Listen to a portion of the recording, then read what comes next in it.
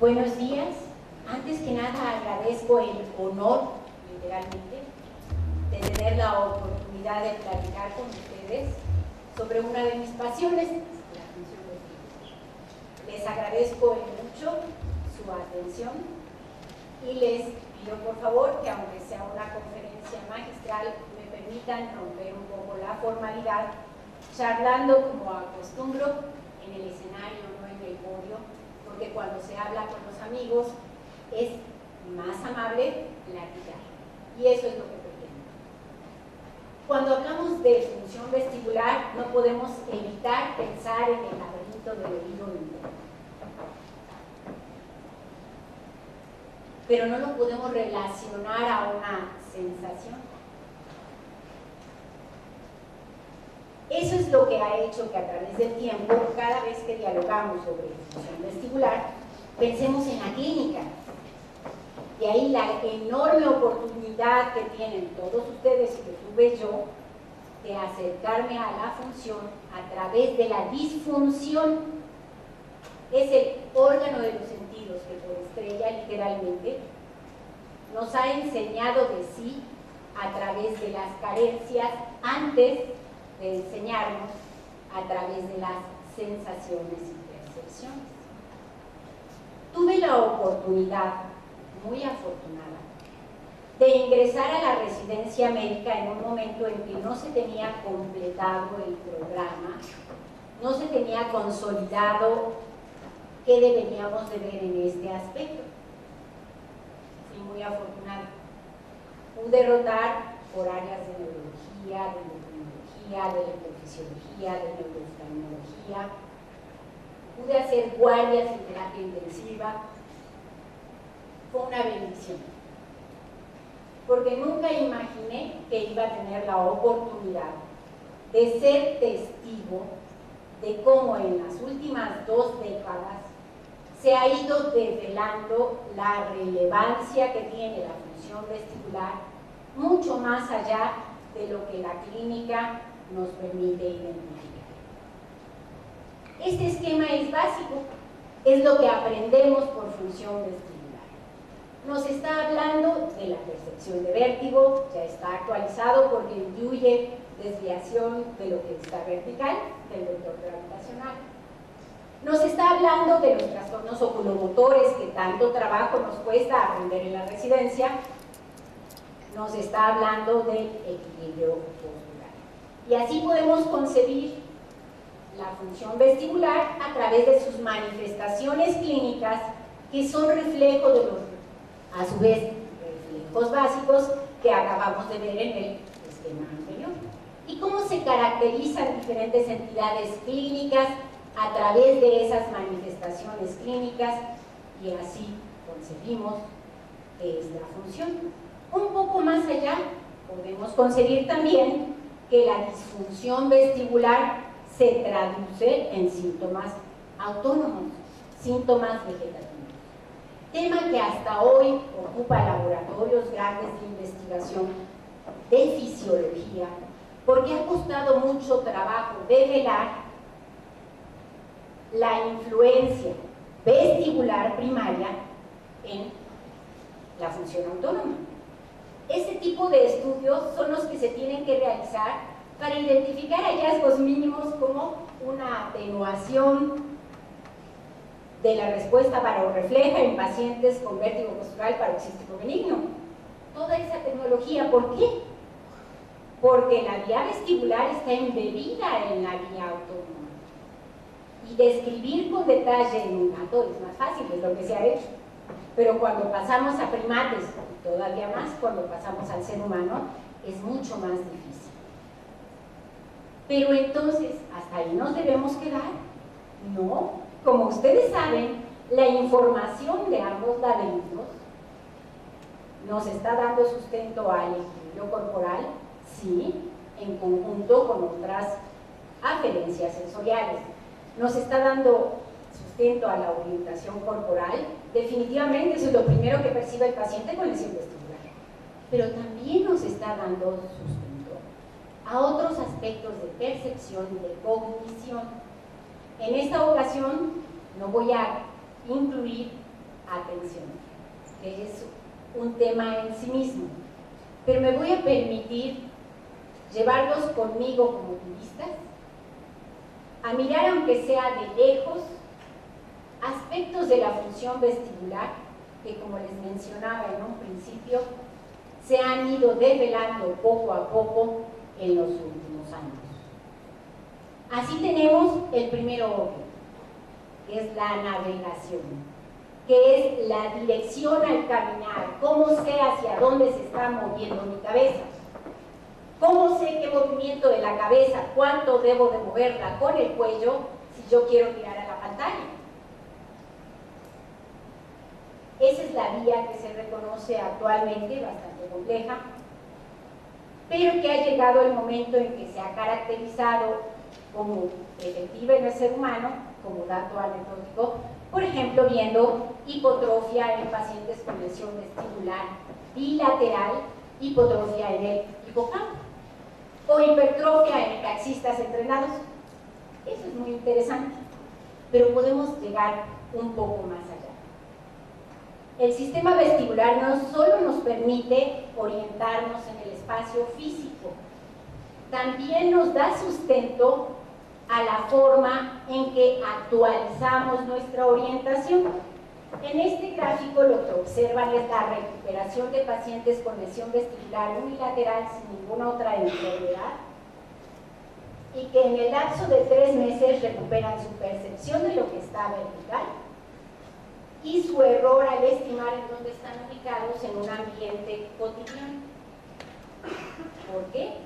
Porque el animal que no recupera rápidamente su sistema de navegación activo, funcional, adecuado, se lo come, se muere.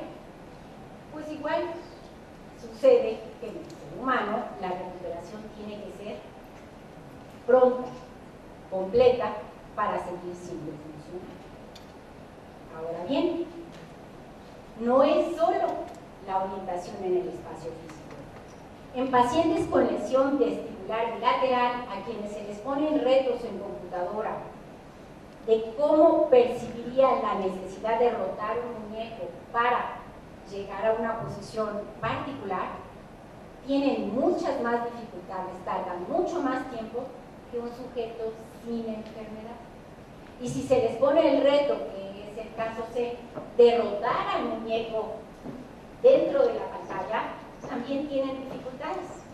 Entonces, como ven, no es solo la navegación, como yo me estoy paseando en este escenario, sino además la concepción de la posición del cuerpo en el espacio, o bien la concepción de las diferentes partes del cuerpo. Es así que en sujetos sin enfermedad a quienes les realizamos estimulación galvánica, en el laboratorio del doctor Blanque López, Christopher López, quien ha realizado estos estudios, han identificado que ese estímulo vestibular puede producir percepciones diferentes del tamaño de las extremidades. Ellos trabajan mucho con la mano. Puede percibirse que la mano es más grande simplemente al realizar estimulación galvánica. ¿Y por qué sucedería eso? Llevémoslo a otro nivel. Un paciente amputado con estimulación vestibular calórica puede percibir que tiene su miembro.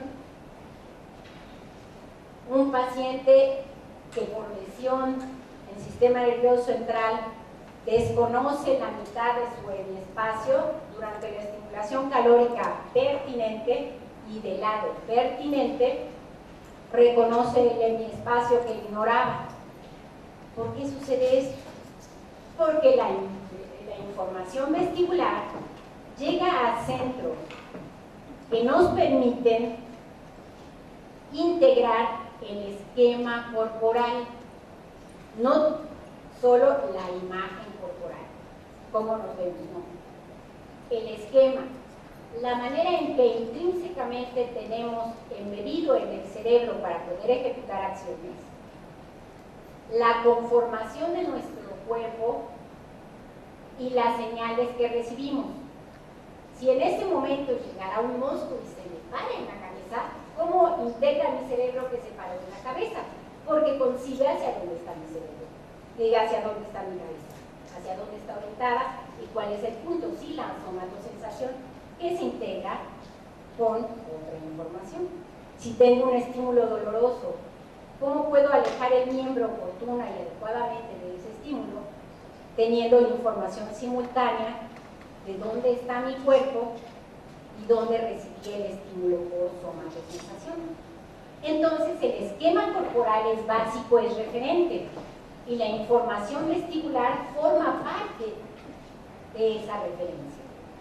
De ahí que ante lesiones en ciertas estructuras podamos reconocer de alguna manera durante el estímulo vestibular aquello que parecía que desconocíamos, porque estamos activando vías que no están.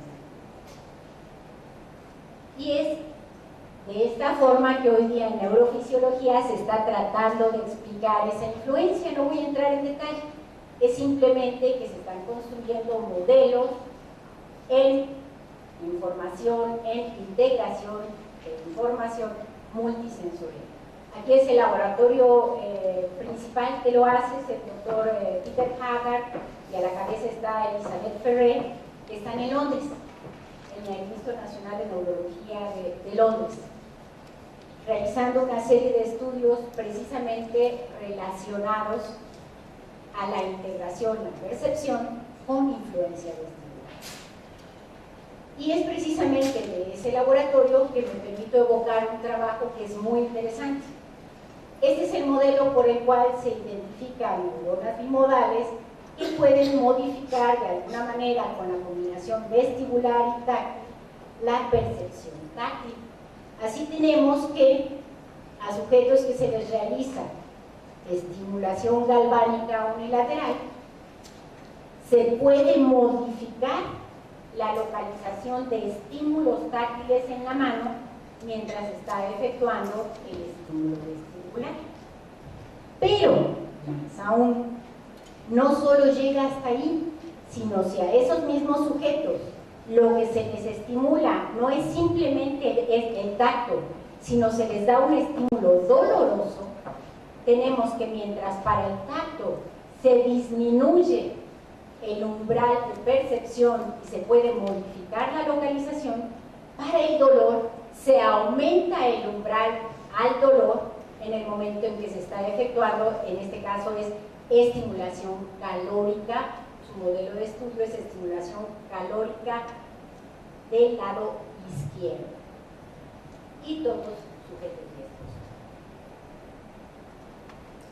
Este es un estudio de neuroimagen independiente en el cual podemos ver las áreas de confluencia de información nociceptiva, somatosensorial relacionada a la nocicepción y vestibular. Son tres áreas en particular, entre las que destaca la emisora posterior.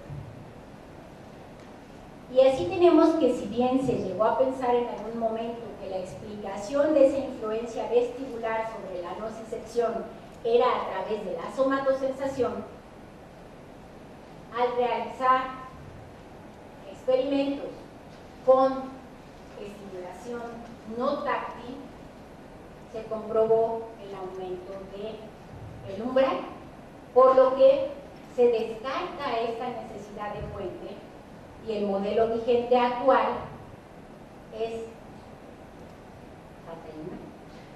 el modelo vigente actual es simplemente que hay neuronas bimodales que se están tratando de comprobar en experimentación animal, que efectivamente reciben a la vez información nociceptiva e información vestibular que permiten modular la percepción. Ahora, ¿por qué este reloj? Para educar el tiempo. Uno diría, ¿qué tiene que ver la función vestibular con la percepción del tiempo? Es muy interesante. Como ustedes recordarán, tenemos dos osciladores básicos para percibir el tiempo. Uno en el cerebelo y otra en la parte de adelante. ¿Sí? Pues resulta ser que el sistema vestibular, la función vestibular, está involucrado en los dos. No cuesta tanto trabajo concebir que esté involucrada con la función cerebelosa. Dirán, ¿por qué? Recuerden los movimientos oculares. Yo tengo que identificar la posición de la cabeza en el espacio para poder computar el movimiento ocular que me permita visualizar en el campo lo que yo quiero ver. Si no sé dónde está mi cabeza y dónde están mis ojos, ¿cómo voy a saber qué tanto mover los ojos para llegar a ver? Pero además de eso, el cerebelo, como saben, es nuestro centro de aprendizaje motor. Si yo no identifico correctamente la orientación de mi esquema corporal, la orientación de mi cabeza en el espacio, ¿cómo voy a computar la secuencia con que debo de liberar, activar o inhibir ciertos músculos para alcanzar ahí? ¿Verdad que es lógico que pensemos que la función vestibular tiene algo que ver?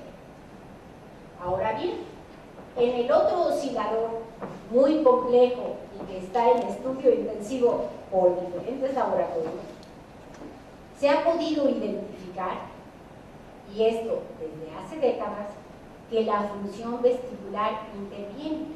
Los primeros experimentos de NASA con variaciones de la sensación de gravedad permitieron ver que cuando hay disminución de la percepción de la gravedad de ese estímulo, se aletarga la percepción del tiempo. Pocos estudios han podido identificar información adicional y hoy día se está hablando también de la ínsula, de la corteza abdominal, de varios aspectos donde llega también la función, la información vestibular y que interviene de alguna manera nuestra sensación de orientación para esa percepción en el tiempo. Como evidencia mínima tenemos que entre las manifestaciones que se dan por consecuencia al producir sensación gravitacional añadida por centrifugación, este es un sujeto que se pone en un asiento que antes requería 4 metros, 3 metros de brazo al motor de rotación, hoy día requiere 3.5 centímetros de desplazamiento por la potencia del motor, y entonces le damos un estímulo otolítico adicional. Cuando damos ese estímulo otolítico adicional, tenemos cambios en la percepción del tiempo. Pero ¿por qué esta diapositiva abrumadora y no solo le saqué esa variable? Porque también tenemos cambio en la percepción del entorno en mil y una otras cosas. Este es un instrumento muy sencillito que no fue diseñado para pacientes vestibulares, fue diseñado para pacientes con pánico, para buscar síntomas de despersonalización, desrealización, que es una de las manifestaciones de disociación. Y cuando hemos utilizado este instrumento, tanto antes, después de estimulación calórica, como en sujetos con lesión vestibular, vemos que el estímulo vestibular modifica la percepción del entorno en más de un aspecto, además de la percepción del tiempo. Es así que en pacientes con neuronitis vestibular tenemos que cuando vienen en fase aguda, en las primeras 72 horas tienen síntomas de despersonalización, desrealización, que predominan sobre otros síntomas de experiencias disociativas, porque es solo esa modalidad, y que son independientes de ansiedad o de otros síntomas psicológicos comunes. Pero a los 3 meses ya se recuperaron, ya vuelven a percibir el entorno porque ya sucedió la compensación vestibular. Es la complejidad de nuestro cerebro. Entonces me voy a permitir compartir con ustedes una pequeña reflexión que quisiera que la proyectáramos como la investigación anterior. ¿En qué consiste esa reflexión? ¿Cómo llegó a ser nuestro cerebro como está? En el aspecto vestibular tenemos que pensar primero en la influencia de la gravedad. La gravedad influye en todos los seres vivos. Es así que las plantas tienen estatocistos y estos influyen, no son únicos, pero influyen en la dirección y fuerza de las raíces, porque saben hacia dónde está la gravedad. Si las llevamos hacia el espacio y les damos tierra, pues siguen lanzando las raíces hacia abajo, sí, porque ahí está el nutriente, pero no de la misma manera. Pero estos estatocistos de las plantas, en un siguiente paso, se convierten en las medusas, en otocistos, y este ha sido un modelo muy utilizado en la NASA, muy interesante, en donde en el momento en que se expone a hipogravedad a una medusa, sus estatocistos aumentan de tamaño, y si se le expone a hipergravedad a una fuerza mayor a una G, los estatocistos se hacen más chiquitos. Pero de ahí todavía damos otro paso. ¿Y qué tenemos? Que si miramos a los peces, en diferentes especies de peces tenemos representada la ontogenia de la función vestibular, la ontogenia del sistema vestibular. Primero tuvimos una mácula communis con un canal semicircular. Después esa mácula communis tuvo que ampliarse y aparecieron dos canales, uno anterior y un posterior. Y después ya tenemos el tercer canal más joven, que es el canal horizontal. Tenemos dos máculas, una orientada horizontalmente, la otra verticalmente, y la que está orientada verticalmente ya da una extensión a lo que en otro escalón se convertirá en la boca. Pero ¿qué sucede? Podemos vernos o identificarnos como seres humanos con un pez cebra. Ese es un pez cebra, ¿no, verdad? Hay una escala que subir y llegamos hasta los primates. La complejidad es enorme, ¿verdad? ¿Qué sucedió entonces? El sistema vestibular que estaba desde los seres más primitivos estuvo siempre y continuó desarrollándose y continuó estando de fondo de otras funciones. Continuó siendo la referencia de nuestra percepción del entorno y de la orientación de nuestra cabeza en el entorno. Entonces está involucrado en más de un sistema que nos parece independiente, porque es punto de partida, punto de referencia. Es así que llegamos a la complejidad de nuestro cerebro, que nos permite desenvolvernos en este mundo. Damos por sentada la orientación para trasladarnos en el ambiente que construimos para nosotros mismos. Damos por sentada nuestra capacidad de navegar, nuestra capacidad motora de reaccionar, pero es gracias a que la evolución nos ha permitido irnos adaptando al medio, ir creando modificaciones al medio y a través de los milenios ir desarrollando nuevas capacidades sin perder las otras y con la oportunidad de compensar lesiones de las básicas. Hoy día en esto hemos convertido nuestro entorno. Entonces, reflexionemos, tenemos la oportunidad de seguir develando, por supuesto, hasta dónde está involucrada la función vestibular. Pero tendrán algunos la posibilidad, si el ser humano continúa en esta faz de la Tierra, de identificar otras adaptaciones que sean necesarias de acuerdo a los futuros entornos que nos involucran. Les agradezco nuevamente su atención y les agradezco que me hayan acompañado en esta pequeña visita a diferentes espacios y lugares que simplemente representan las oportunidades de conocimiento en el aspecto fisiológico, las oportunidades de reconocimiento de síntomas y signos a los cuales a la fecha no les podemos dar explicación porque todavía no conocemos los alcances reales de la función de